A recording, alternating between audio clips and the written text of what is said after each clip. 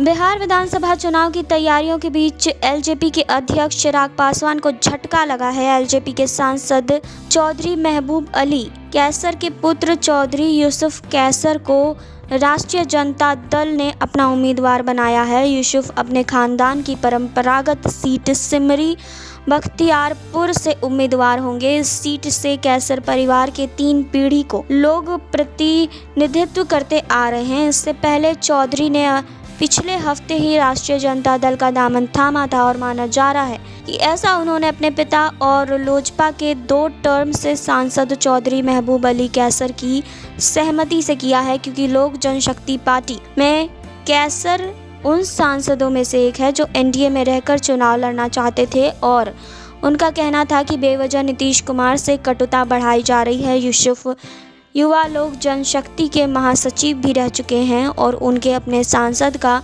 यह कदम चिराग के लिए झटका माना जा रहा है।